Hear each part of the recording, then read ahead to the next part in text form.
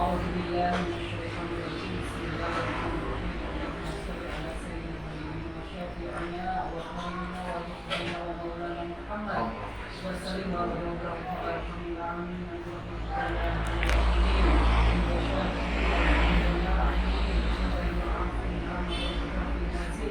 يا ربنا ولك الحمد كما ينبغي لجلال وجهك الكريم وعظيم سلطانك اللهم انا نسالك السلامه في الدين وعافيه في الجسد وزياده في العلم وبركه في الفقر ومغفره ومغفره بعد الموت اللهم حرم علينا في شفره الموت ونجاه من الحفر الانسان ربنا هب لنا من ازواجنا وذريتنا قرة اعين واجعلنا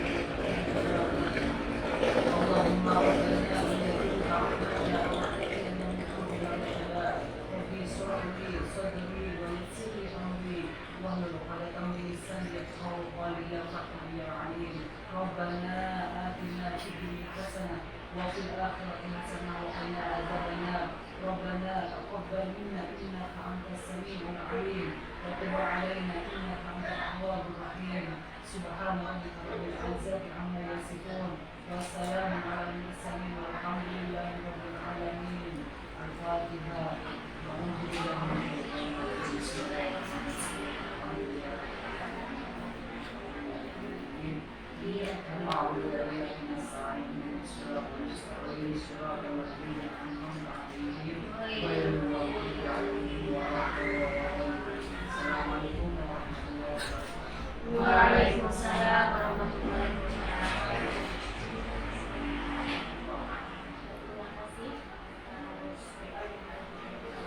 wabarakatuh.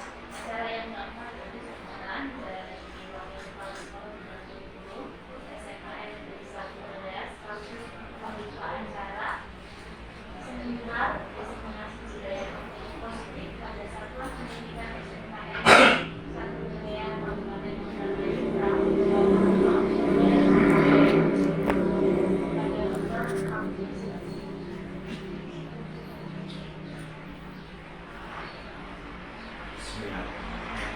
Assalamualaikum warahmatullahi wabarakatuh. Waalaikumsalam warahmatullahi Alhamdulillah, puji dan syukur kita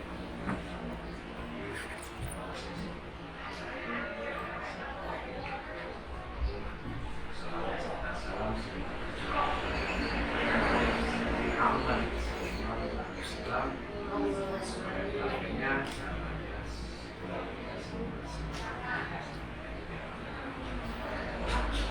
rekan-rekan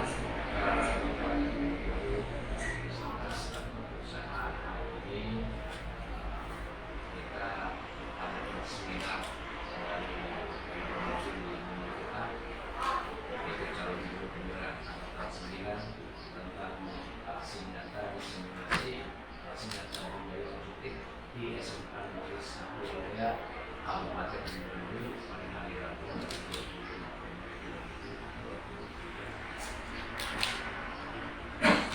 Di SMK Negeri 1 Lelea itu terdapat beberapa budaya positif setiap hari. Ini awalnya dengan 5S, 5S itu sabar, senyum, santun, dan salam. Salam, sapa, sopan, santun. Yang itu adalah program di 5S. Kemudian berangkat dari 5S di kegiatan budaya ini yaitu ada budaya setiap tahun atau setiap kita sholat wajib itu selalu dan sholat dengan hal kegiatan positif tersebut mudah-mudahan peserta didik dan kita semua hidup terbilang Allah Subhanahu wa Ta'ala. Semoga kita bergerak, semoga kita berubah tetap selalu berbudaya positif. Budaya positif dari bidang keagamaan adalah setiap hari Jumat selalu kita sempatkan untuk sholat sunnah berjamaah sebelum melakukan kegiatan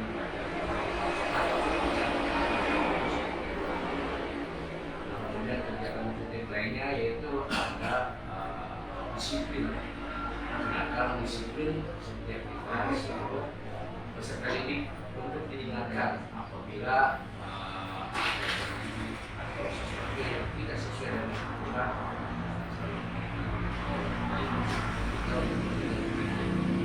Maksudnya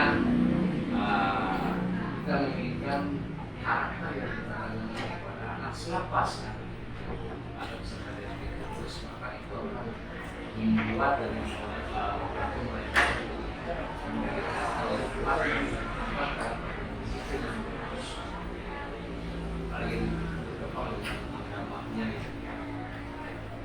begitu. Ini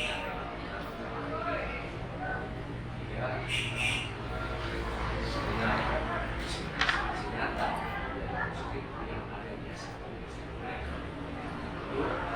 dengan kalau menggunakan dengan ST saya nyatakan di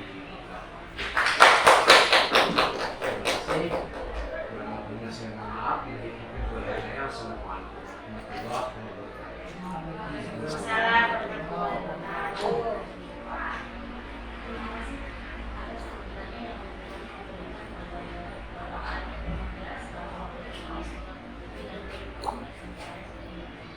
Acara yang selanjutnya yaitu acara pemaparan materi budaya positif oleh narasumber Ibu Novian Novian SD, Guru Penggerak Akuntansi. Padanya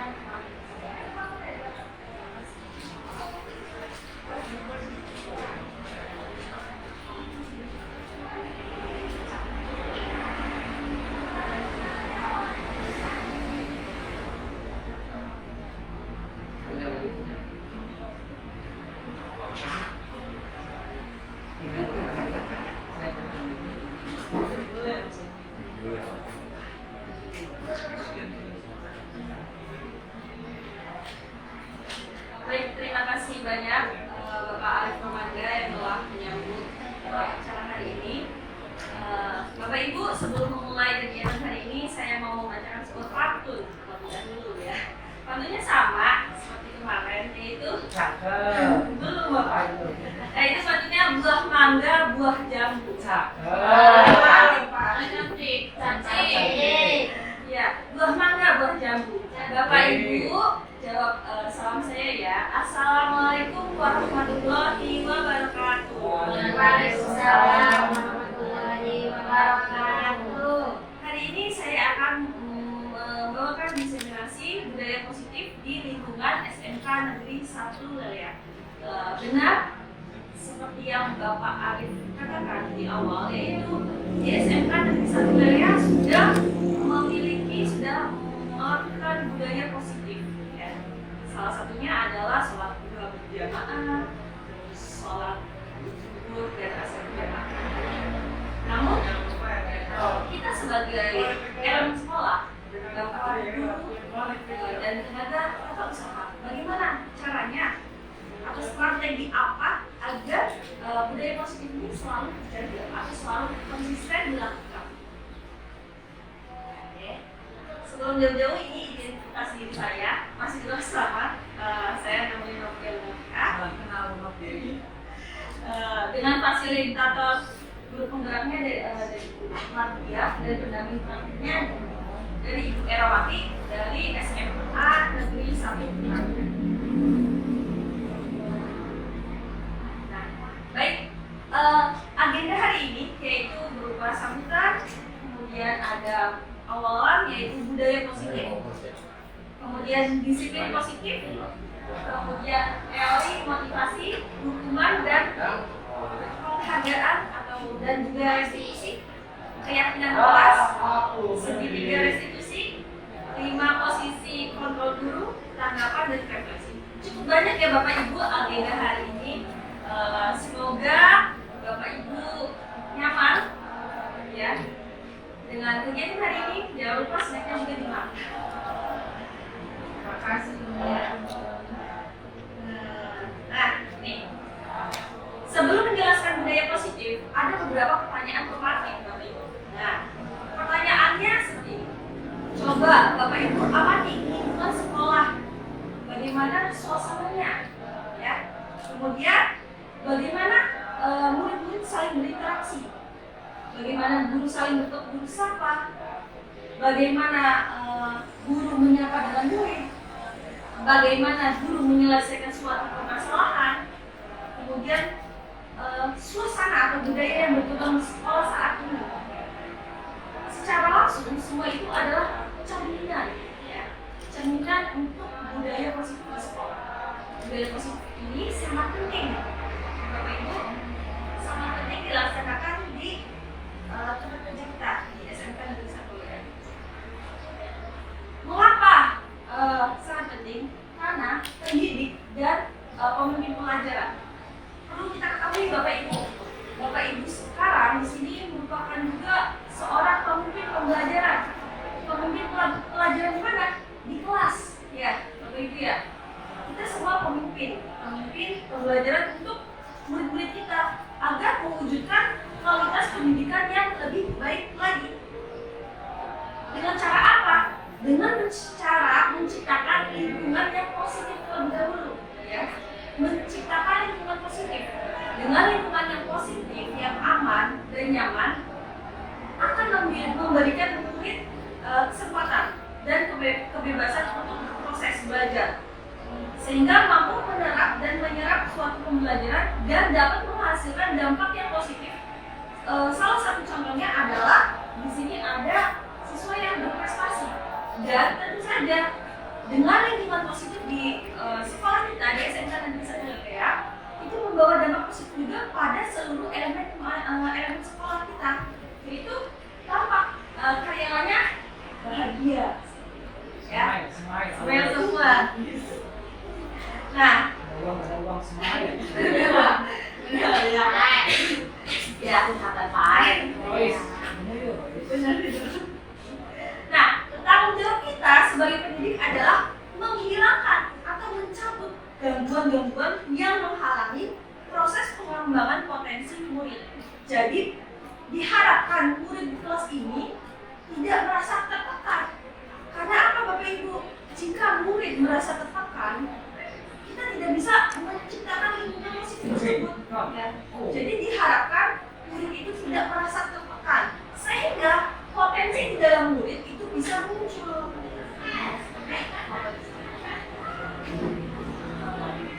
Nah, ini ada penerapan budaya positif. Sama halnya disampaikan sama Bapak Kapolri, Bapak Arief Fernanda, yaitu di sekolah kita sudah melaksanakan kebersihan lingkungan, lalu mengaji bersama, mengaji kitab suci Al-Quran, kemudian ada sholat duha berjamaah. Nah, ada lagi senam bersama. Nah, senam bersama ini juga merupakan budaya positif untuk apa? Kegiatan kebugaran jasmani dan rohani kita. Ya, kita dari pagi, dari hari Senin sampai Jumat, interaksi pada siswa itu sangat padat. Bolehlah kita dibugarkan, ya. Jadi pentingnya senam bersama itu untuk merelaksasikan tubuh kita.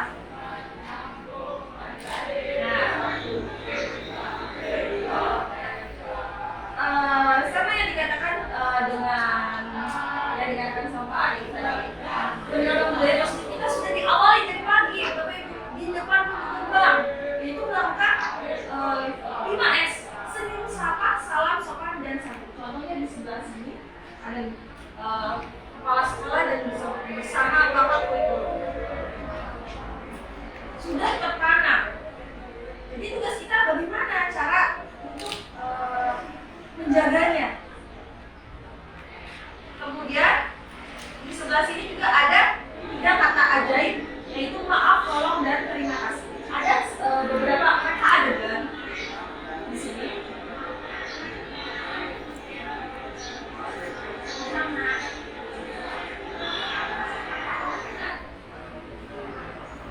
Penerapan 3 kata ajaib ini juga sangat penting, Bapak Ibu, ya, agar lingkungan terasa aman, nyaman, tidak ada terhindar dari kata bullying, karena saling menghargai satu sama lain. Jadi saya berharap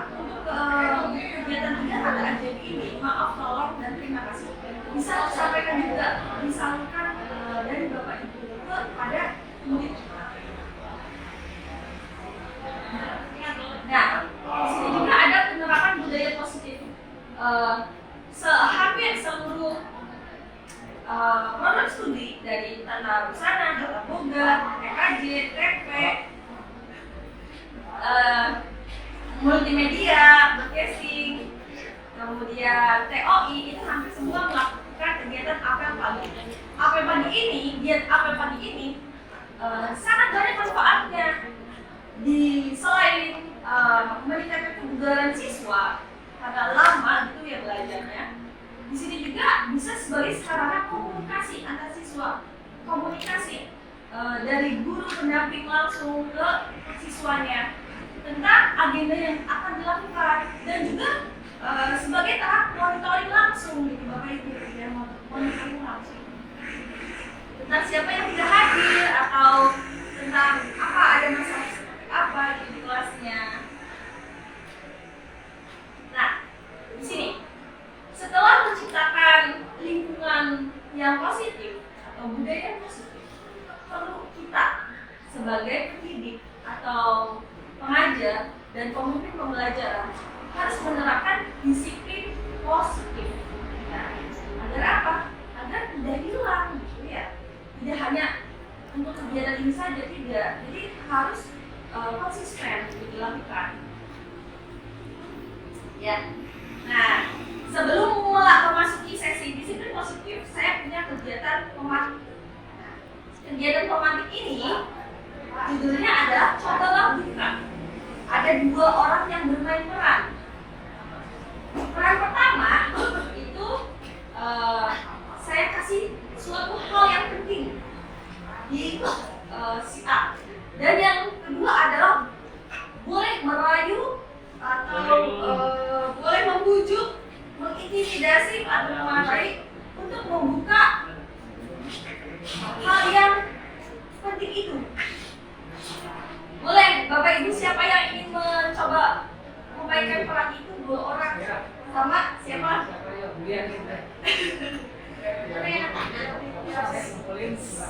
Siapa yang merayu bola? Bu Aib yang membujuk Budia atau Pak Aib yang merayu? Aja saya bisa. Oh, baiklah, seperti ini ya. Itu kegiatan romantik ini, Bapak Ibu perhatikan contohnya. Nah, ya, saya memberikan hal yang sangat penting ke Ibu Dia. Ibu Dia tolong terima.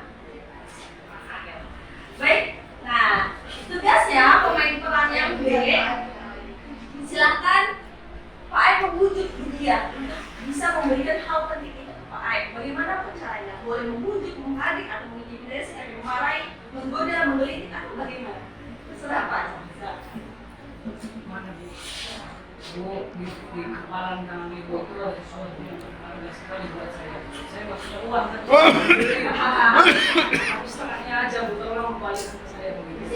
Berikan saya. Saya tahu di sana saya nggak ada di sana Bu. Baik hati. Duit ya Pak. Ibu sama duit bukan. Baik. Nah, Ada kan Bu?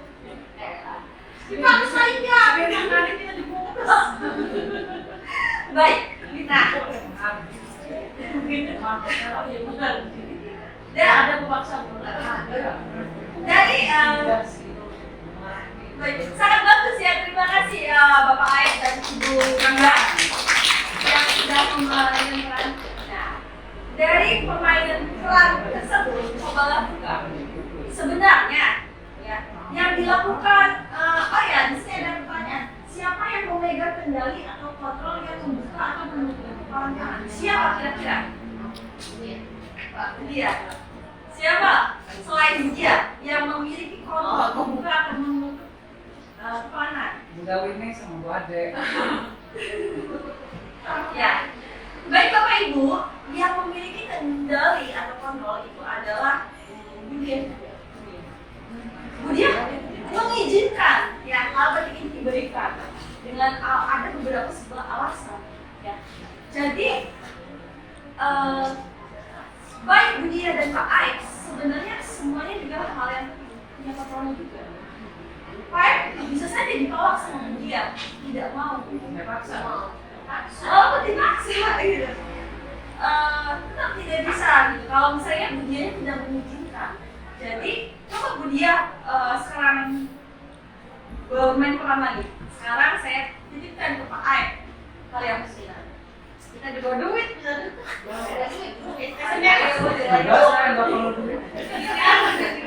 bisa tidak? Saya duit ya. Ya, duit aja sih duit. Ayo Bu, sok caranya gimana sekarang ya? kita mau Saya sangat tidak punya apa-apa. Jadi saya sangat membutuhkan jasa Pak Aib dalam hal ini. Tidak ada orang tua saya yang kecuali Pak Aib. Aib itu orangnya baik. Masya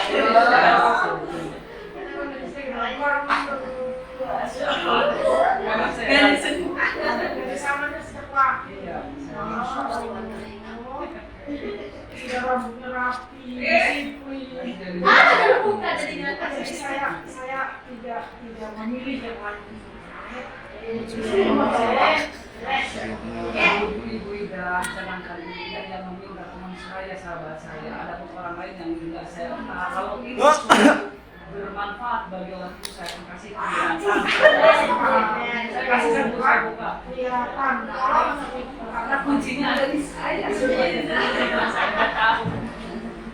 Ayo lanjut Bu. ya. Baik, Masya Allah ya, ternyata karyawan SMPN Satu seluruh elemen warga SMPN Satu itu menunjukkan hak yang baik.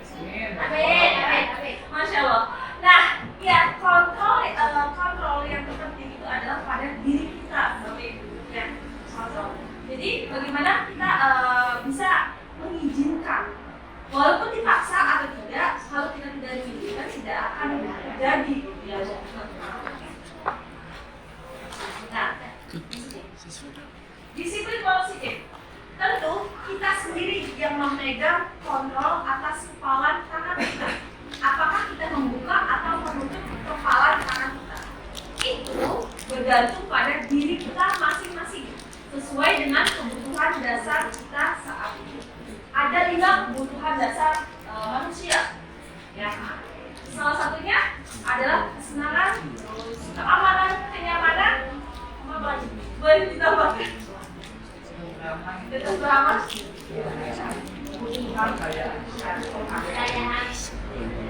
Ya, jadi kepentingan. Jadi hal-hal tersebut kebutuhan dasar kita, jika kita ingin memenuhi pasti kita akan memaksa, ya. Nah, kemudian yang memiliki kontrol siapa? Ya kita, diri kita sendiri, Bapak Ibu, ya.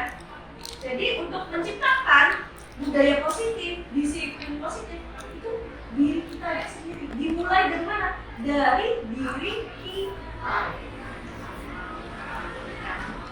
Makna disiplin. Nah, kalau dilihat dari kata disiplin, kita selalu mengaitkan hal yang harus dikaitkan kata disiplin. Mungkin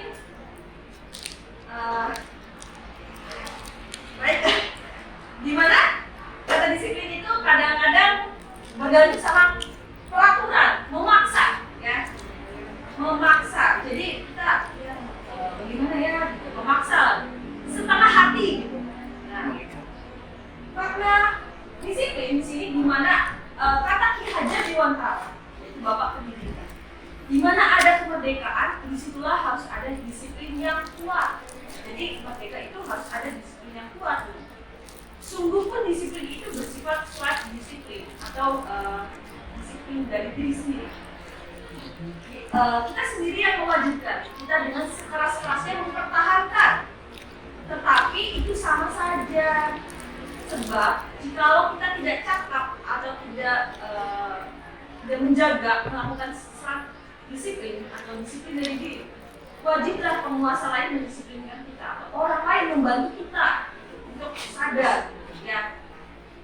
Dan peraturan demikian itulah harus ada di dalam suasana yang merdeka. Bapak Ibu, kita sudah merdeka, ya, merdeka di sini. Negara kita sudah merdeka. Oke. Kurikulum kita juga sudah menggunakan kurikulum merdeka. Jadi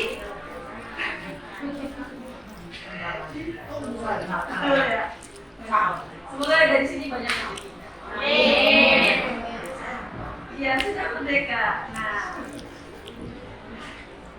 Jadi kita harus memegang kendali kontrol. Bagaimana caranya nih kita itu harus bisa disiplin diri. Kita ingin mendisiplinkan anak, ya, mendisiplinkan murid. Tapi diri kita saja belum bisa disiplin. Bagaimana untuk bisa merdeka? Jadi kita juga banyak PR Bapak Ibu. Kita juga harus bisa disiplin diri dulu, baru membantu murid. Ya. Pendidikan yang baik. Inarso. Iya, Bapak Ibu. Inarso Sungkulodo, Inarso Teturi, ada? Ya, benar. Nah, di sini juga ada makna disiplin.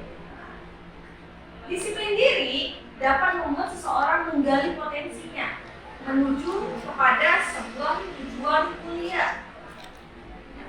Ini disiplin, tujuan mulia.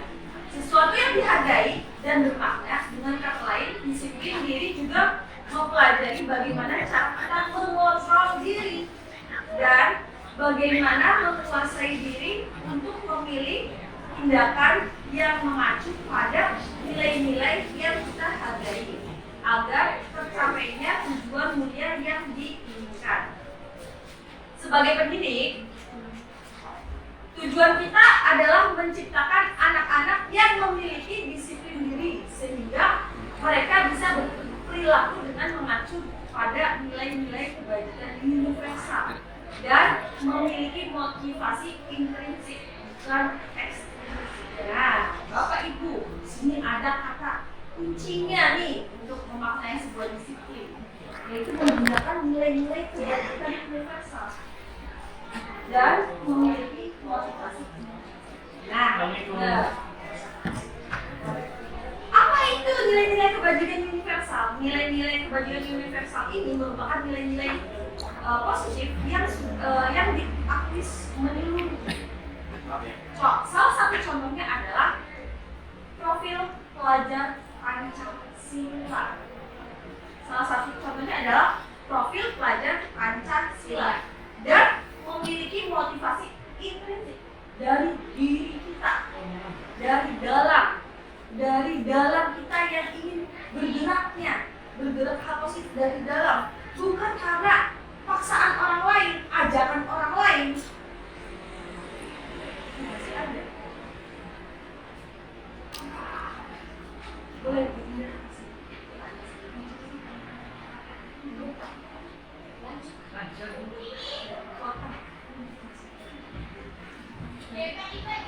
Oke, lanjut ya. Oke, tadi kita kan membahas nilai-nilai kebajikan universal. Itu ada apa? Ada profil pelajar Pancasila. Nah, kita bahas nilai-nilai dulu. Nilai-nilai kebajikan adalah sifat-sifat positif manusia yang merupakan tujuan mulia yang ingin dicapai setiap individu. Ternyata, Bapak Ibu, di institusi atau organisasi itu saling memiliki nilai-nilai kebajikan yang sama karena nilai-nilai bersifat universal atau menyeluruh, ya, dan lintas bahasa, suku, bangsa, agama maupun latar belakang. Nah, nilai-nilai kebajikan beberapa institusi atau organisasi pendidikan memiliki nilai-nilai kebajikan yang diyakini dan disepakati bersama. Ini Bapak Ibu kuncinya, disepakati dan diyakini bersama. Kalau kita tidak menyepakati dan meyakini bersama, susah ya. Salah satunya adalah nilai-nilai kebajikan yang ingin dicapai oleh setiap anak Indonesia yang kita kenal dengan profil pelajar Pancasila. Nah, apa itu profil pelajar Pancasila? Nah, profil pelajar Pancasila ini ada yang pertama beriman bertakwa kepada Tuhan Yang Maha Esa dan berakhlak mulia, berkebinekaan global, bergotong royong, mandiri, kreatif, dan bernalar kritis. Bapak Ibu, ingat tidak tentang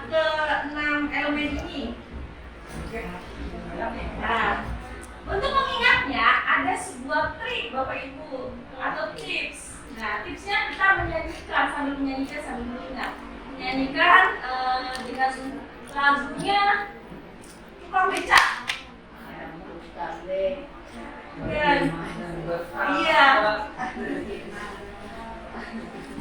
Nah, jadinya profil pelajar Pancasila beriman bertakwa pada Tuhan yang Maha Esa dan berakhlak mulia, berkebinekaan global, gotong royong, mandiri, kreatif, bernalar kritis. Gimana ya? Oke. Ulang lagi. Oke, kita sama-sama. Masih yang pelajar profil pelajar Pancasila beriman bertakwa pada Tuhan yang Maha Esa dan berakhlak mulia, berkebinekaan global, gotong royong mandiri, kreatif dan bernalar kritis, Nah, Bapak Ibu mari kita coba sama-sama. Ya, mau berdiri atau sambil duduk aja? Itu saja. Ya, ini ada lagunya. Beca. Pelajar Pancasila beriman dan bertakwa pada Tuhan yang Esa dan Maha Mulia, berkebinekaan global, gotong royong, mandiri, kreatif, dan bernalar kritis. Pelajar Pancasila beriman dan bertakwa pada Tuhan yang Esa dan berakhlak mulia, berkebinekaan global, gotong royong mandiri, kreatif, kritis. Bisa coba contohkan?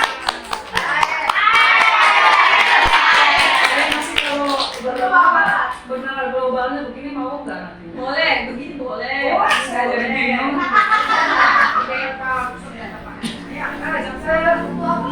Coba, dari sini suaranya bagus tadi. Terus yang pulas. Maya, Ya, gue makan.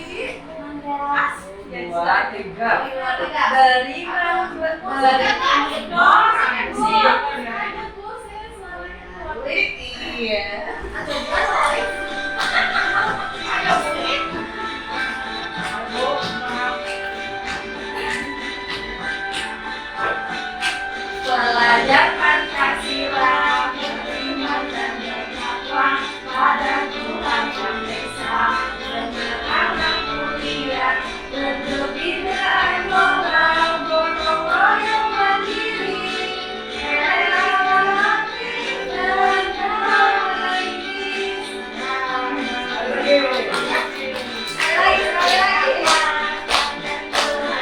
Esa dan berakhlak mulia, berkebinekaan global, gotong royong mandiri, kreatif dan bernalar kritis.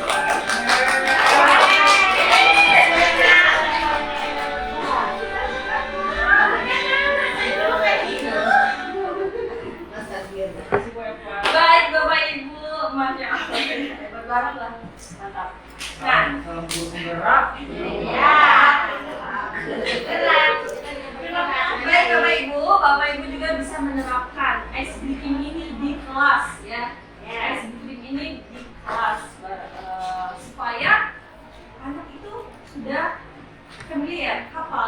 dengan nilai-nilai profil pelajar Pancasila.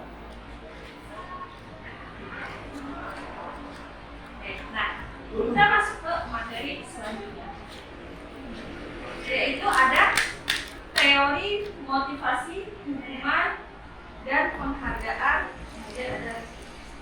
Nah, ada 3 motivasi perilaku manusia. Motivasi itu seperti apa sih? Motivasi itu tujuan ya Bapak Ibu ya, tujuan yang ingin dicapai. Ya. Nah, ada biasanya manusia itu memiliki motivasi. Yang pertama ini untuk menghindari ketidaknyamanan atau hukuman. Saya takut dihukum nih. Daripada saya sampai di sini ya udahlah ikut. Itu ya contohnya ya. Motivasi yang kedua biasanya itu untuk mendapatkan imbalan atau penghargaan dari orang lain. Ya. Nah, dan motivasi yang ketiga adalah untuk menjadi orang yang mereka inginkan dan menghargai diri sendiri dengan nilai-nilai yang mereka percaya.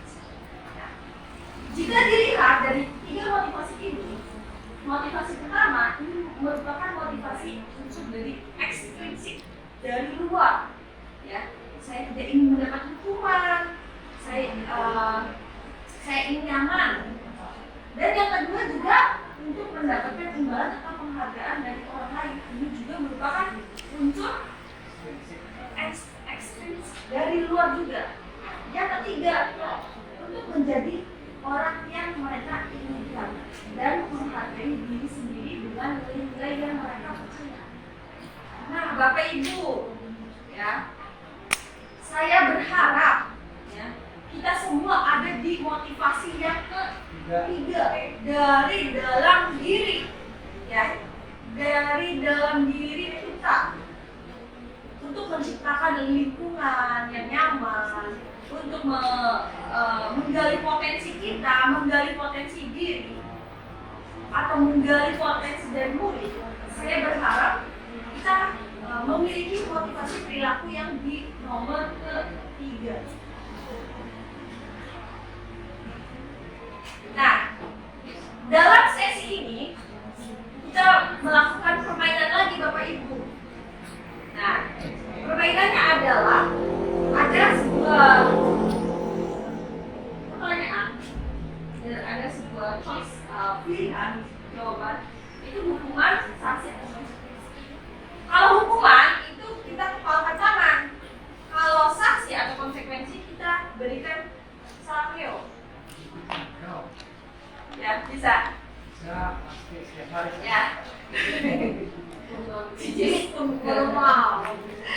Ya, ada sebuah pertanyaan memantik, ya. Kalau hukuman, pilihan hukuman atau hukuman mengempalkan tangan. Kalau sanksi atau konsekuensi itu kita beri salapio. Oke. Nah, yang pertama ini mencatat 100 kali.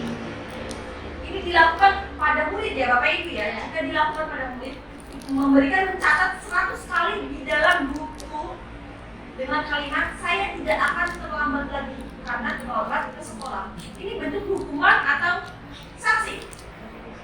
Hukuman. Hukuman begini sanksi. Ya, hukuman begini sanksi begini. Hukuman apa sanksi? Hukuman. Oh iya, baik.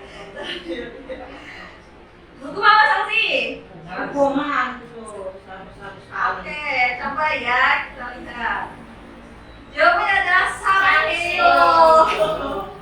Yang adalah sanksi atau konsekuensi. Siapa yang bisa menjawab? Namanya boleh. Apa? Boleh. Ayo.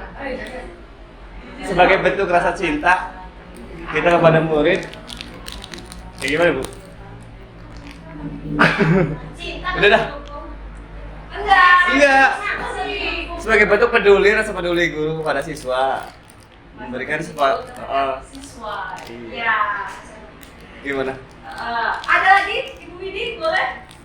Kan itu terlambat ke sekolah hubungannya dengan menulis ya, apalagi 100 kali itu kan siswa Oh, iya. terlambat dia tidak masuk ke kelas, otomatis dia meninggalkan pelajaran. Di dapat sanksi ya, bahasanya sanksi. Sanksi menulis 100 kali di buku. Dia makin tertinggal dong pelajarannya. Berarti kan ini kalau bagi saya itu sebuah hukuman. Kalau konsekuensi harusnya itu hadir dari siswanya sendiri. Ibu maaf, saya datang terlambat karena ini. Artinya siswa sudah menyadari. Tetapi kalau menyadari kemudian dikasih itu berarti berupa hukuman. Oke. Kalau kelas 10 itu tidak bisa sekolah. Nah, ya. Jadi di sini pilihannya adalah sanksi yang benar ternyata ya. Kenapa? Mungkin di sini siswa sudah melakukan kalau sanksi atau konsekuensi sudah bicara di belakang bersama guru ya, di sekolah sudah ada peraturannya dan biasanya sudah dipatuhi, sudah diinginkan ya, sudah disetujui dengan sesama muridnya. Mungkin kita dilihat di sini dari 100 kali, saya tidak akan coba. Nah mungkin ini juga kalimatnya masih rancu ya, belum ada atasannya, maksudnya tidak ada kalimat jelas lagi. Tapi kalau dilihat di sini dari sanksi atau konsekuensi, biasanya ini sudah dilakukan persetujuan, kesepakatan belajar biasanya. Sudah melakukan biasanya.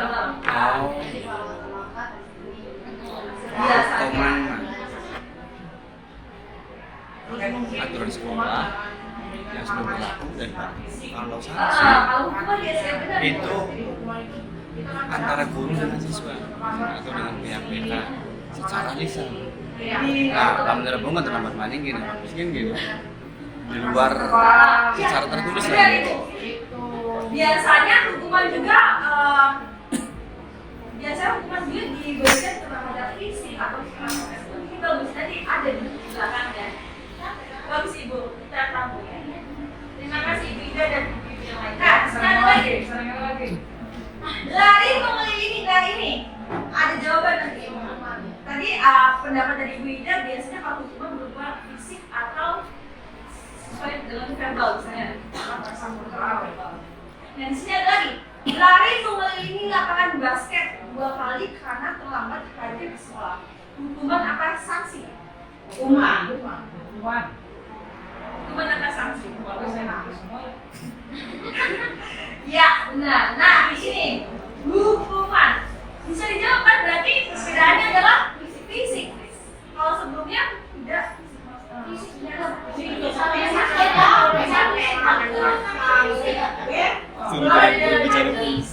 mungkin salah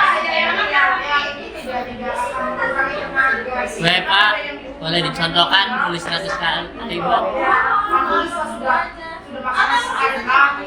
Ketik, copy paste,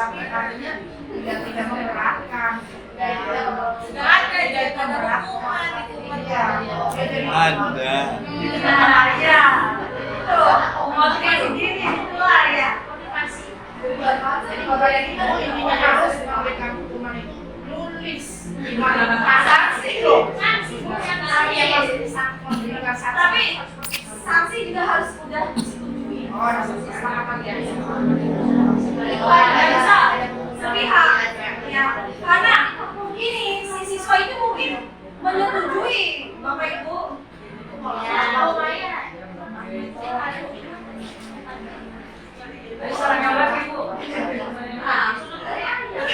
Baik, Bapak Ibu, mungkin yang di awal itu mungkin ada pertanyaannya kurang. Nah, ini ada lagi. Membersihkan coretan yang dibuatnya di meja tulis, sanksi atau hukuman? Membersihkan coretan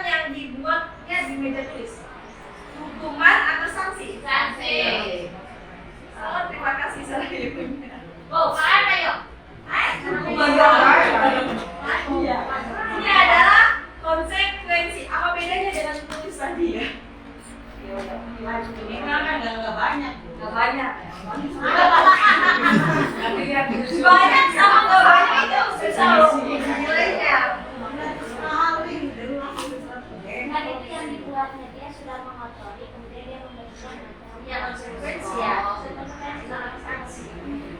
Membersihkan coretan yang dibuatnya di meja tulis. Nah ini murid diminta untuk push up 15 kali karena tidak menggunakan masker di sekolah. Hukuman atau sanksi? Hukuman. Itu kegiatan Pak Aib, Bu. Hukuman atau sanksi? Sanksi. Sanksi. Sanksi.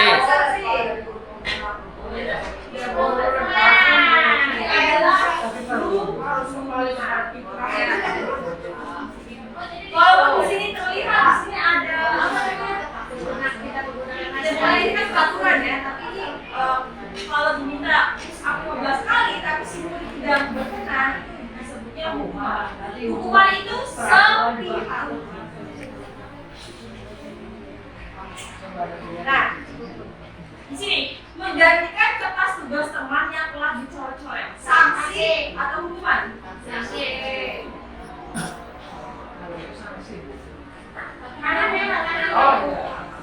Ya, ini adalah sanksi.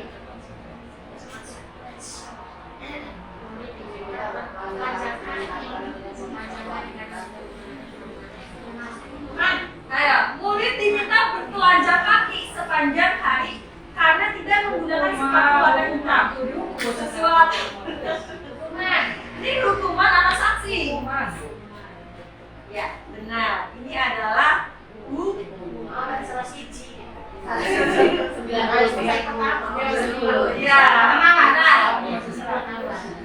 Dari pertanyaan ini, ya, dari pertanyaan ini, Bapak Ibu bisa menilai diri Bapak Ibu sendiri, ya, tentang hukuman dan konsekuensi pemahamannya.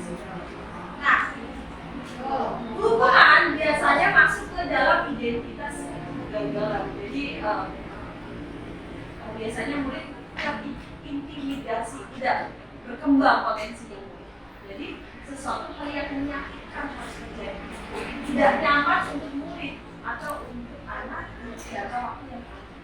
Korban biasanya mendapatkan keadilan. Di sini misalnya ada dua peran, korban biasanya kalau itu korbannya adil lah, ya. Terus di sini ada peningkatan perilaku pasif dan aktif. Nah, identitas suksesnya di sini yaitu dengan menggunakan visi. Ada dua cara, yaitu melakukan konsekuensi dan restitusi. Nah, biasanya konsekuensi sesuatu harus terjadi tidak nyaman untuk murid jangka waktu pendek. Nyaman. Korban biasanya diabaikan karena apa? Netral sifatnya. Murid atau anak dibuat tidak nyaman. Korban hanya bertahan dalam jangka waktu pendek. Biasanya konsekuensi saat itu ada. Sedangkan restitusi ini biasanya kita melakukan diskusi atau kesepakatan bersama.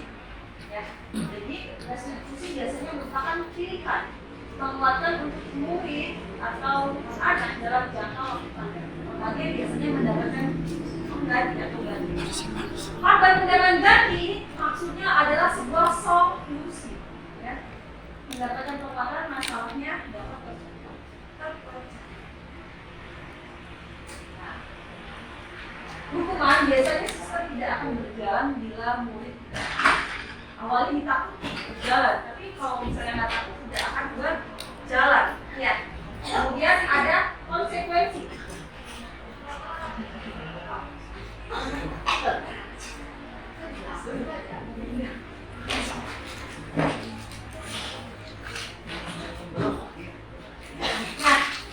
Nah, kemudian di sini ada konsekuensi, yaitu memerlukan monitoring dan supervisi terus-menerus dari guru. Nah, kemudian ada kegiatan restitusi.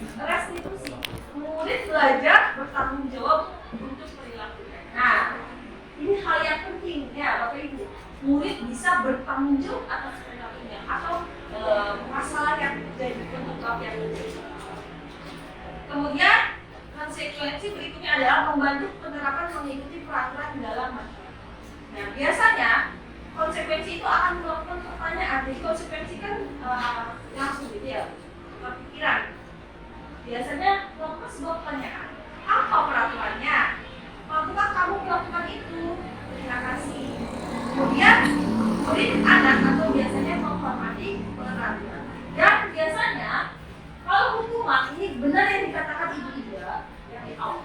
hukuman itu biasanya memberikan sebuah hukuman fisik maupun hukuman verbal.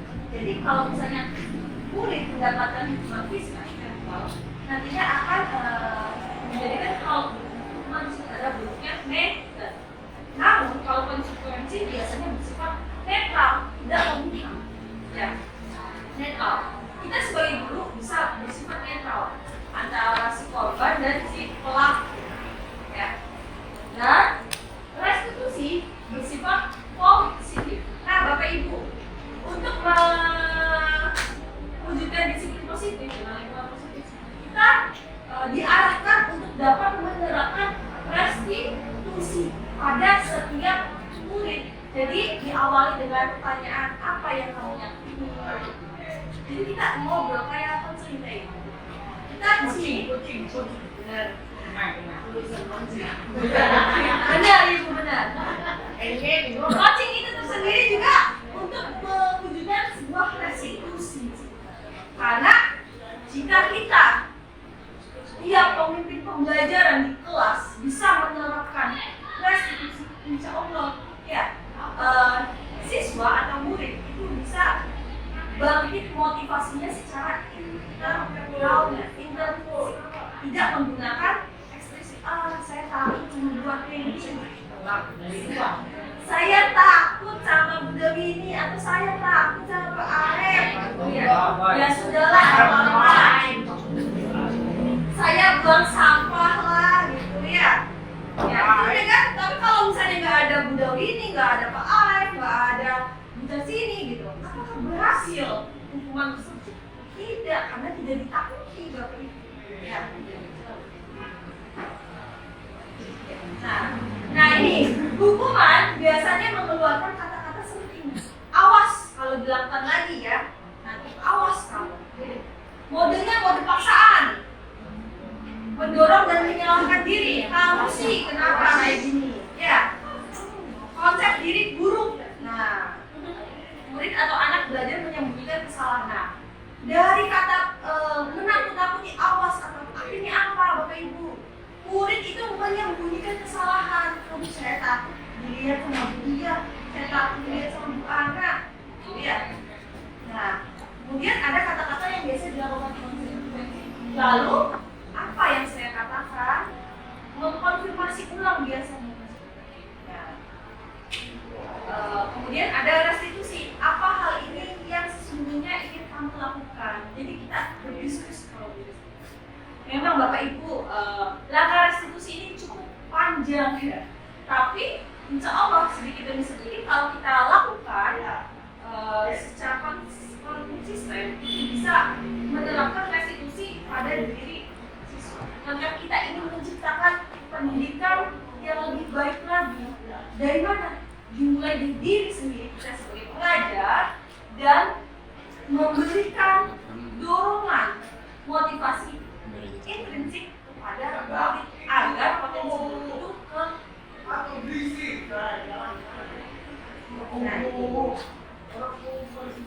ini ada hukuman mencoba mengontrol anak dengan penguatan negatif. Biasanya konsekuensi mencoba mengontrol anak dengan penguatan positif, dan kalau restitusi biasanya paham bahwa dirinya sendiri yang memegang kendali kontrol.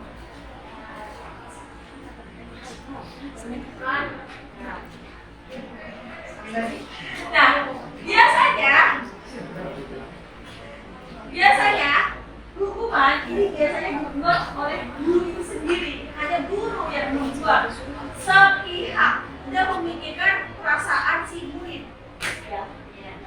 Kalau konsekuensi ini dibuat guru dan murid, tapi kalau restitusi ini hanya dibuat oleh murid. Jadi persetujuan murid. Keyakinan kelasnya mau dibuat mereka. Jadi Ki Hajar Dewantara, Bapak Pendidikan kita ingin mewujudkan pendidikan yang merdeka. Jadi semuanya itu diserahkan atau dipikirkan bersama dengan pendidikan.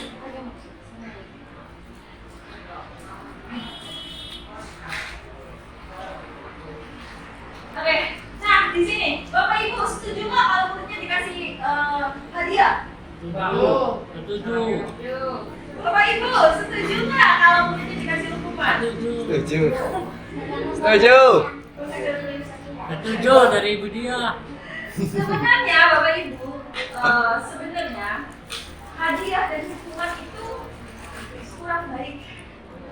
Sebenarnya, apalagi ini, wah kamu bagus, hebat, misalnya Atika kamu hebat, bagus, saya kasih nilai kamu 100 ya, itu kurang baik Bapak Ibu sebenarnya, apalagi diucapkan di depan teman yang lain, kurang baik. Ya, hadiah itu sendiri adalah sebuah proses pembelajaran. Ya, ketika kita memberikan terima kasih Atika, kamu sudah hebat, terima kasih Atika, atau menunjukkan nilai-nilai yang ada di pelajaran Islam. Jadi, iya gitu, nggak usah dikasih.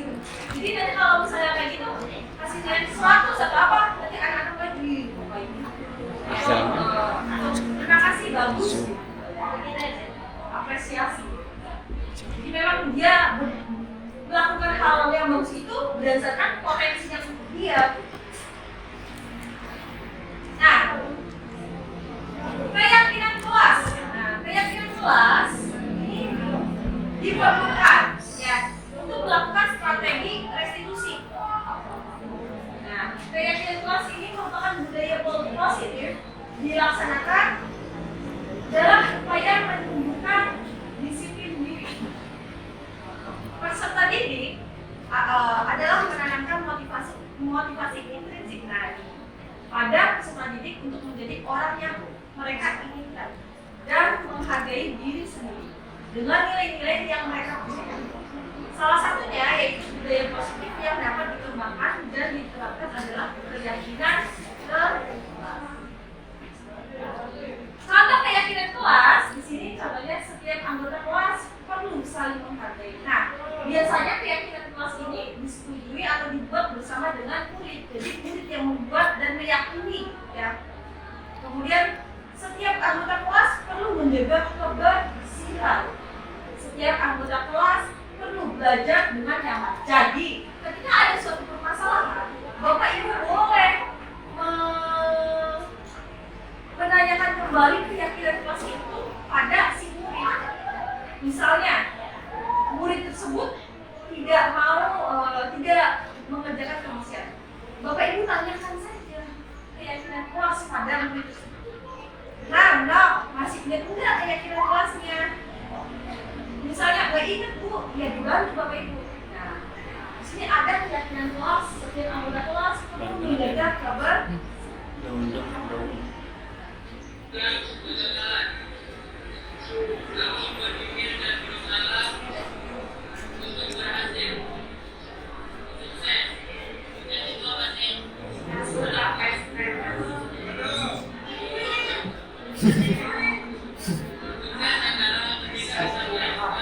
Pakai duit.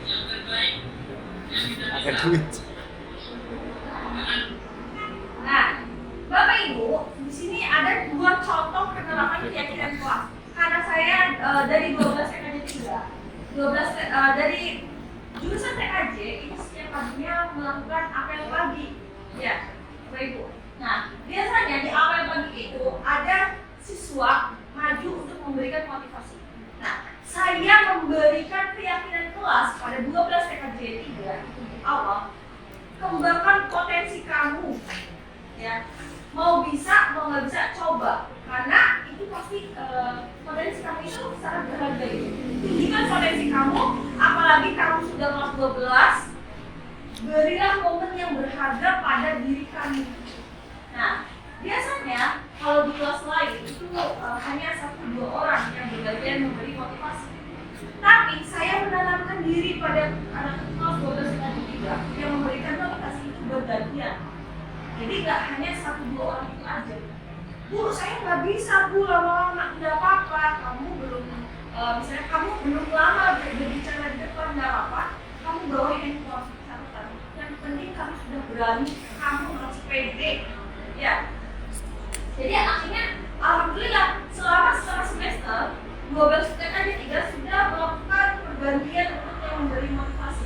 Itu sudah ada 7 siswa kalau nggak salah 5 lah kita ambil sedikit. 5 siswa yang bergantian memberikan motivasi yang bergantian berbeda-beda, enggak hanya itu. Dan di sini ada 2 siswa, 12 kita di sini yang membuang sampah. Foto kita foto. Ya, mungkin ini terbilang alay gitu aja harus difoto gitu ya. Ini anaknya sendiri yang minta foto sama temennya. Masuk ke gitu aja. Tapi hal kecil ini kita sebagai wali kelas harus bisa mengapresiasi tindakan positif itu Bapak Ibu. Supaya apa? Oh, saya merasa dihargai, saya merasa diakui. Dihargai, diakui itu adalah kebutuhan manusia. Ya, kita semua pasti ingin dihargai dan diakui kan. Jadi keyakinan kelas ini sudah dilaksanakan pada kelas 12 TK. Pertanyaannya adalah, sudahkah Bapak Ibu melakukan keyakinan kelas? Masya Allah, iya, bagus. Iya, bagus Bapak Ibu. Kalau untuk keyakinan kelas ini harus selalu terjaga, harus selalu konsisten. Bapak Ibu ya.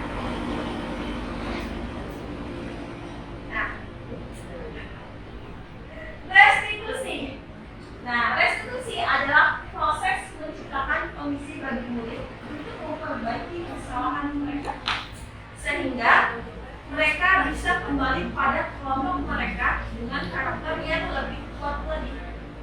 Restitusi membantu murid menjadi lebih memiliki tujuan, disiplin positif, dan memulihkan dirinya setelah berbuat salah. Nah, jadi restitusi ini mengajarkan murid untuk sadar apa kesalahannya. Nah, pendekatannya adalah kalau restitusi bukanlah pada bagaimana berperilaku baik.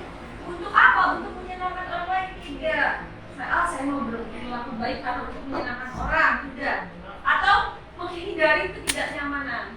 Namun tujuannya adalah menjadi orang yang menghargai nilai-nilai kebajikan yang mereka percayai. Nah, segitiga restitusi. Iya Bapak.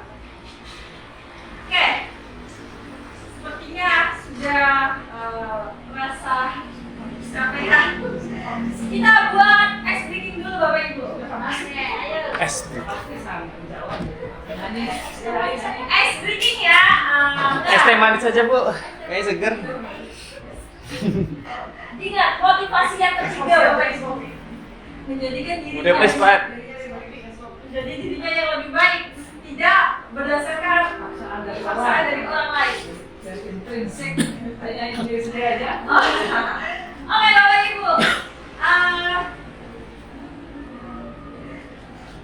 ice breaking-nya kita memainkan clue-nya adalah bumi itu bulat kan? Ya, clue-nya ingat ya Bapak Ibu, bumi itu bulat, clue-nya bulat. Saya tanya, 6 itu berapa? 6 itu satu. Nah, dikatakan berapa? Dari Bu Widi. 6 itu ya. Masa? Ya Pak.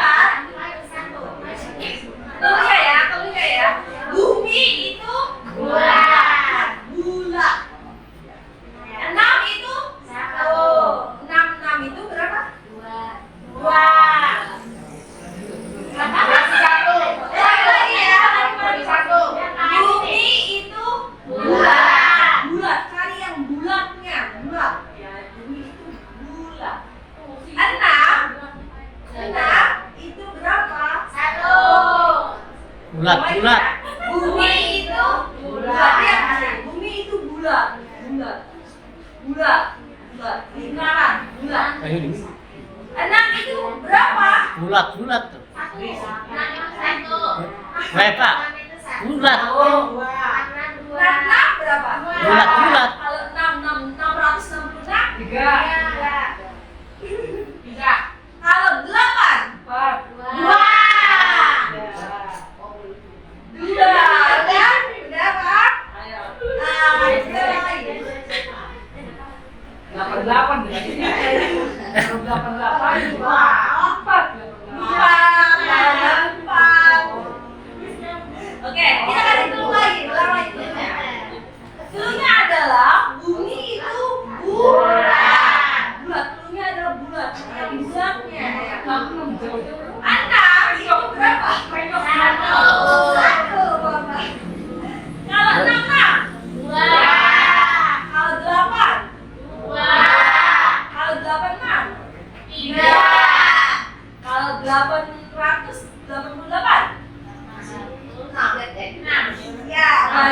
Yes, halo. Kalau Rois, ya. Rois, satu ya. Satu.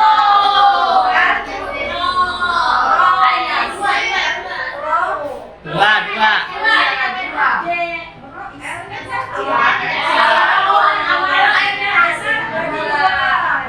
Ngopi yuk. Ada dua. Ya, Bapak Ibu, seperti itu.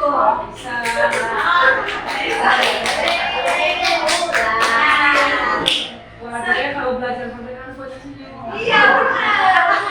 Kita harus merdeka dari diri kita. Kalau belum ngerti nanti saya jelaskan di ruang guru.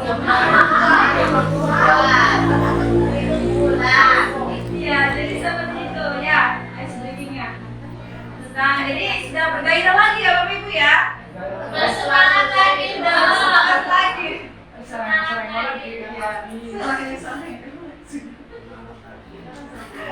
Oke, nah di sini ada segitiga restitusi. Nah, segitiga restitusi merupakan sebuah strategi yang dilakukan sebagai proses menciptakan murid, menciptakan kondisi menuntun murid. Nah, kita itu sebagai pengajar harus menuntun murid ya.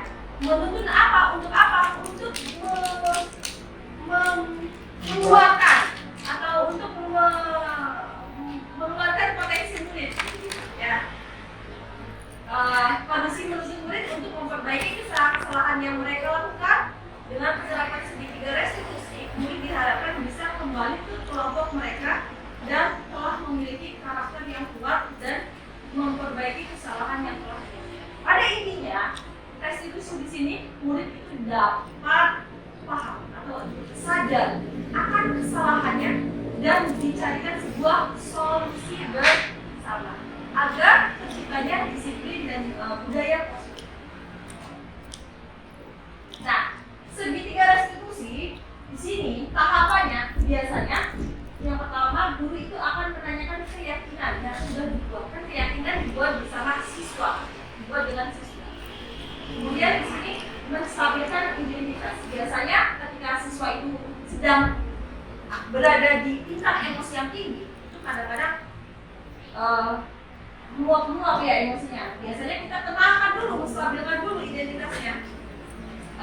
Contohnya dalam kata-kata setiap orang pasti melakukan kesalahan. Cobalah cerita sama ibu, cobalah cerita sama bapak, ya. Atau kamu bukan satu-satunya yang pernah melakukan ini. Dengan kata-kata tersebut diharapkan bisa menstabilkan emosi siswa atau menstabilkan emosi murid. Jadi murid bisa bercerita dengan nyaman kepada kemudian dicarikan sebuah kemudian melakukan validasi tindakan yang salah. Oh, setelah stabil, tentunya kamu punya alasan nih kenapa bajunya kamu dikeluarkan, ya. Kenapa kamu terlambat masuk ke kelas? Tentunya kamu punya alasan. Coba ceritakan alasannya sama ibu. Ya. Terus, adakah cara yang lebih efektif atau adakah solusinya untuk untuk permasalahan tersebut apa? Nah, solusi tindakan yang solusi atau alasan-alasan ini diserahkan lagi kepada siswa, kepada murid. Kita ya Bapak Ibu, kita itu biasanya menuntut murid. Nah, contohnya seperti ini ada kasus siswa yang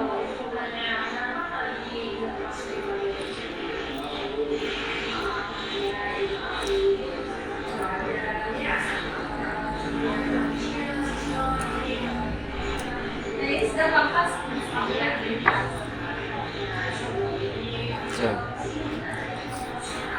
dan kita tadi latihan apa?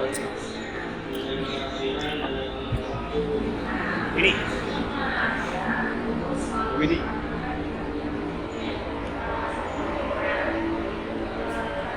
Ibu Widi.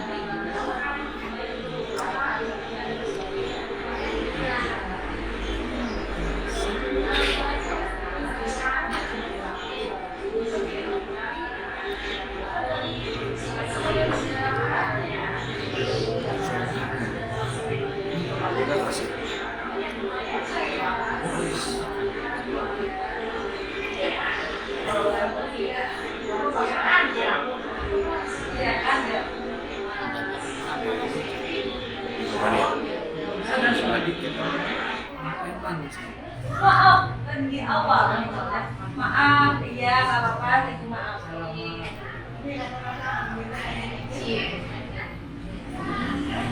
Ya, Bapak Ibu dari contoh kasus menggunakan donasi ini diharapkan untuk menciptakan lingkungan yang positif, untuk menciptakan lingkungan yang nyaman bagi siswa.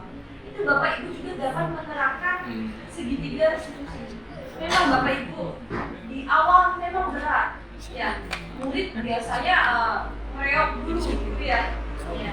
Nggak mau atau kadang-kadang kadang-kadang murid langsung menolak. Tapi ingat Bapak Ibu, tujuan kuliah kita adalah untuk menuntut siswa, ya, membangkitkan unsur intrinsiknya, ya, menuntut siswa untuk membangkitkan potensinya. Sesuai apa? Nilai-nilai kebajikan Lingkungan. Sesuai dengan nilai-nilai kebajikan profil pelajar Pancasila. Ya, dengan kerapian tersebut, siswa pasti dengan kerapian tersebut, siswa diharapkan sadar akan perilaku bertanggung jawab atau berakhlak mulia, kerapian. Bapak Ibu. Nah, satu lagi Bapak Ibu, apakah mau ice breaking lagi? Iya.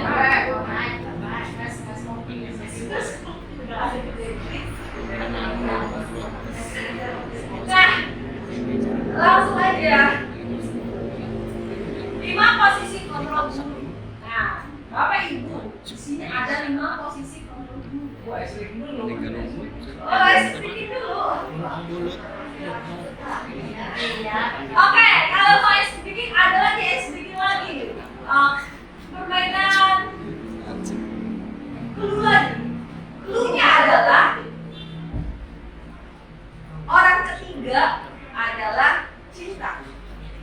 Clue-nya adalah orang ketiga. Orang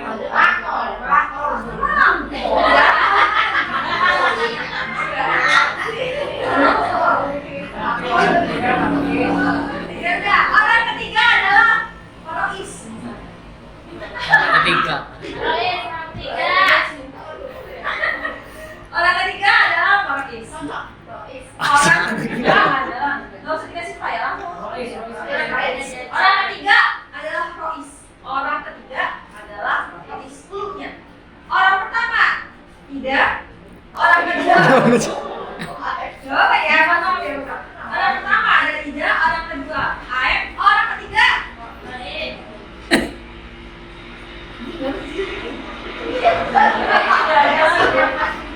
gagal ya. Jadi gimana? Ada Bapak Ibu yang mau ice breaking lainnya? Iya. Saya sudah habis ice breaking. Beli lagi Bu di pasar. Boleh kali Bapak Ibu punya ice breaking, boleh silakan. Lanjut saja ya.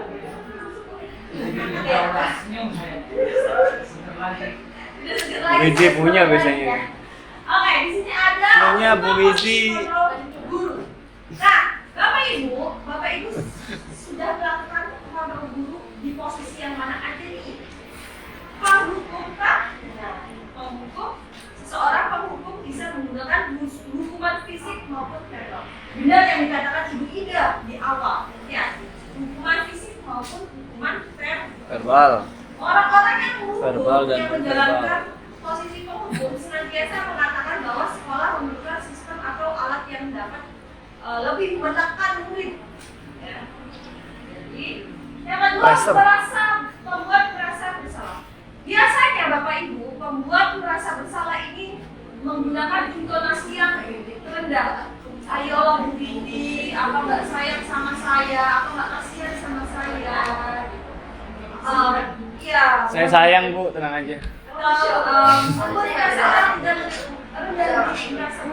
Ayolah Pak Arif, apa nggak kasihan sama saya. Sangat. Kasih saya mama.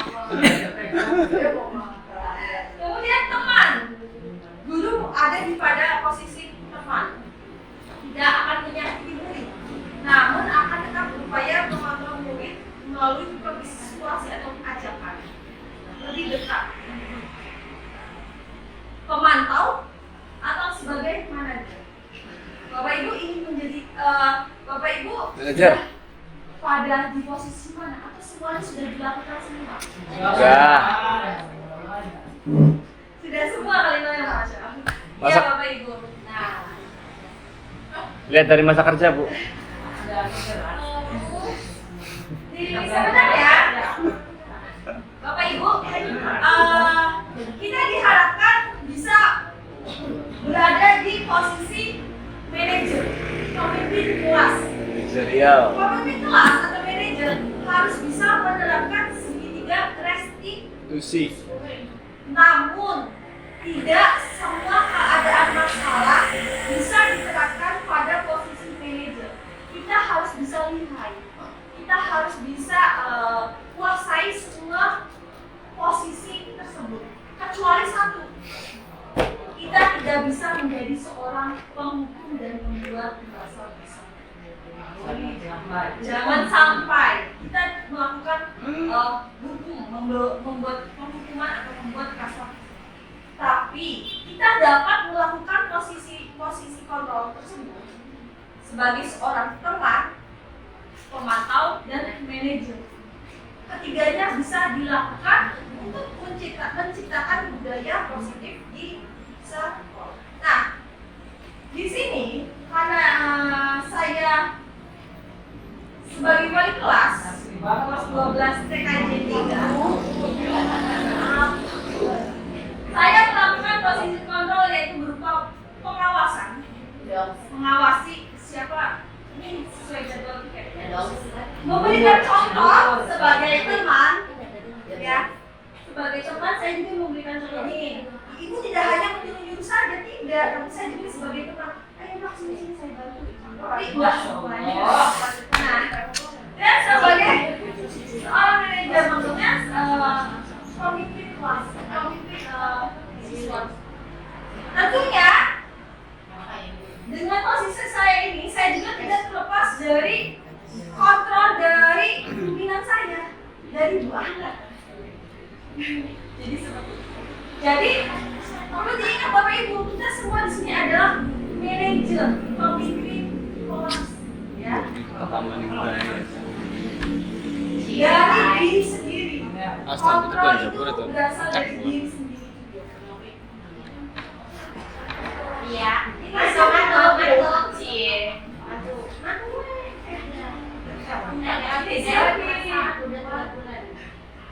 Sudah, oke ya, off topic ya.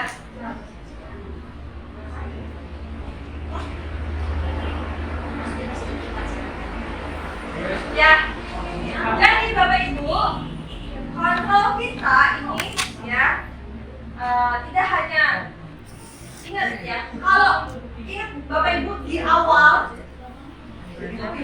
aja ya. Ingat ya Bapak Ibu, kata Ki Hajar Dewantara, kalau kita tidak bisa berdisiplin, bolehlah kita mengambil seseorang untuk mendisiplinkan kita. Jadi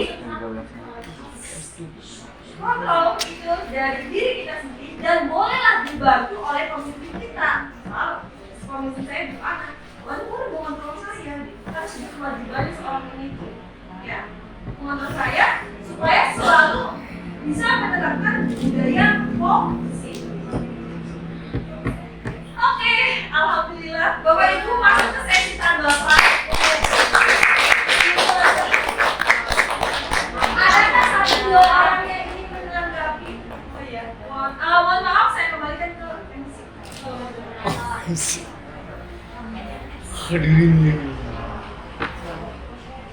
Yang MC orang ketiga mungkin. Jawabannya orang pertama. Ya, terima kasih atas pemaparan dari narasumber yang mengajar dari jurusan 18 untuk kegiatan berikutnya pada yaitu tanggapan dari peserta seminar. Maka dipersilakan Bapak Ibu barangkali dari yang dia sampaikan tadi ada tanggapan, kami persilakan perwakilan. Yang pertama dulu untuk 2 orang pemberi tanggapan, kami persilakan. Jadi Bu Eva, Saya ya, mangga Bu Eva, silakan.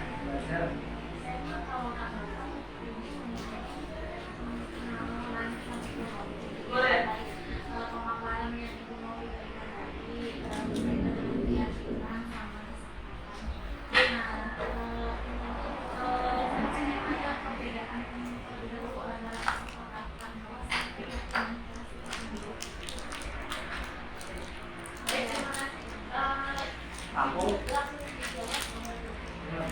Baik Ibu, memang benar keyakinan kelas dan kesepakatan kelas itu berbeda. Ya. Kalau kesepakatan kelas itu lebih ke arah peraturan, tidak boleh mengerjakan meja, mengerjakan tugas. Nah, kalau keyakinan kelas itu bersifat universal. Ambil nilai dari kebersihan itu apa? Jadi kita harus menjaga kebersihan. Ini kayak ucapan deskripsi, meyakini, kayak prakasa, ucapan, niat kayak gitu. Kalau peraturan itu dia poin-poin aturan. Menurut saya, boleh ditambahkan di PPT. Boleh membantu? Ya, jadi kalau kesepakatan itu peraturan yang disepakati antara guru dengan siswa. Misalkan masuk tidak boleh terlambat, perlengkapan semua harus dibawa, itu kesepakatan. Kalau keyakinan itu datang dari siswa itu sendiri.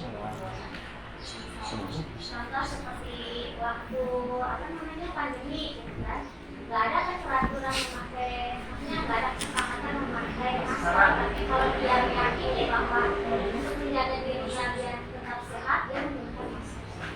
Jadi dia menggunakan datang dari siswa itu sendiri. Ya, oke. Terima kasih. Terima kasih ya atas tanggapannya dari Bu Eva dan Bu Windy. Kalau bisa jangan pertanyaan. Maka Bu Maya memberikan tanggapan. Oh, boleh. Kalau mau bertanya, nanti bisa dibantu sama teman-teman yang lain. Kita diskusi di sana. Saya cuma pengen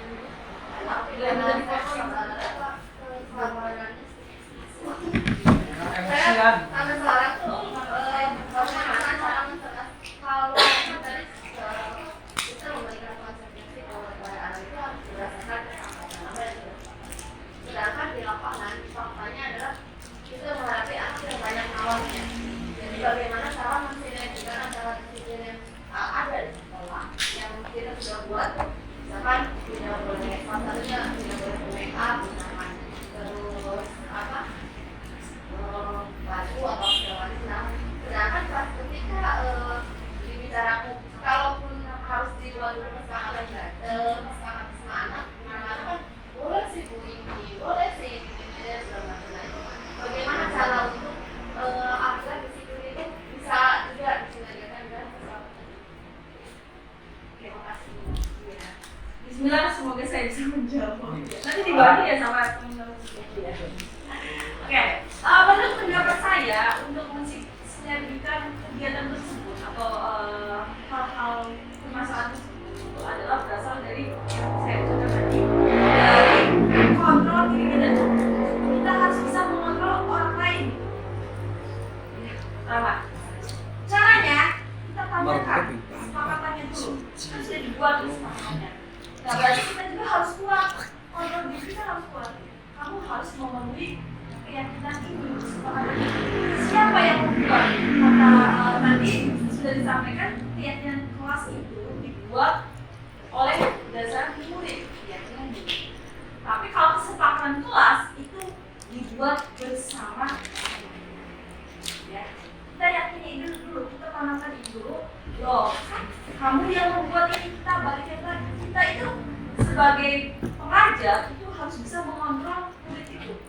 Tapi kita juga harus bisa menuntunnya, memberikan contoh ini loh, seperti ini loh. Jangan kita menuntut kita mengontrol murid, tapi kita tidak bisa memberikan contoh yang baik. Kita juga harus sama merefleksikan diri kita. Menurut Berarti Maya, kalau misalnya anak-anak nggak boleh pakai lipstick, Maya nggak pakai lipstick. Itu menurut saya ada salah satunya masalah ya, kadang misalnya kalau contoh listrik ya, anak-anak itu sih gurunya pakai itu sebetulnya salah kaprah Bu, karena peraturan menjadi murid dan menjadi karyawan itu beda. Itu kan kita harus punya kode etik. Jadi kan ada kalau karyawan statusnya kamu Batasan ya, Bu. boleh, tapi kalau misalnya nah itu untuk meselesaikan ini kata-kata itu bagaimana caranya? Harus ada kode etik. bagaimana kalau kita membuat keyakinan bersama untuk siswa tidak boleh memakai make up? Biasanya saya juga membuat ya karyawan ya. Jadi untuk kelas kita membuat keyakinan atau kesepakatan kelas terlebih dahulu buat bersama siswa, misalnya pakaian, terus make up. Jadi disepakati bersama kalau siswa tidak boleh memakai make up kecuali guru, karena guru memiliki ini atau menulis karyawan atau apa. Nah, ketika kesepakatan itu disepakati bersama dan diprakarsai, itu biasanya harus sudah konsekuen. Berarti ditambahkan kesepakatan kelasnya. Menurut pendapat saya. Bagaimana menurut pendapat Bapak Ibu lainnya tentang masalah tersebut? Mungkin perlu dipertegas lah. Ya. Nanti akan kembali kita seperti ini mengatakan bahwa kita harus memberikan contoh dulu, ya kan?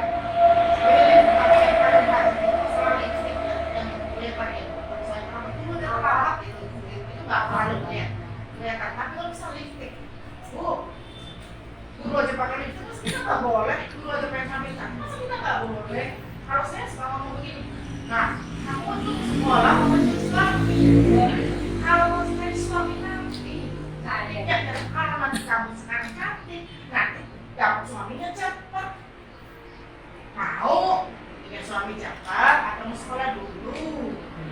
Nah, amin, doain saja ya. Jadi pada dasarnya, terima kasih. Kalau kita sama-sama kita diskusi bersama di sini. Ya, jadi pada dasarnya kita harus bisa mengontrol siswa, karena kita itu sebagai bantuan untuk mengontrol siswa agar mencapai tujuan agar disiplin dari sini. Dan harus juga ada kita mempersiapkan sebuah keyakinan peraturan.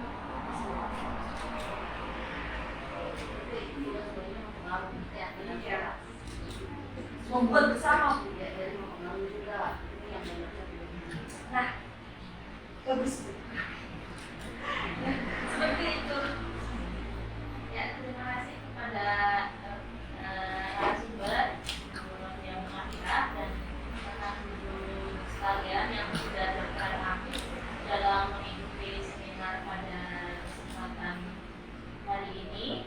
Semoga ilmu yang tadi kita pelajari dari narasumber dan diskusi kita bisa mendapatkan manfaat yang positif untuk meningkatkan kompetensi kita dan nanti berujung pada peningkatan kualitas belajar murid. Seperti itu Bapak Ibu.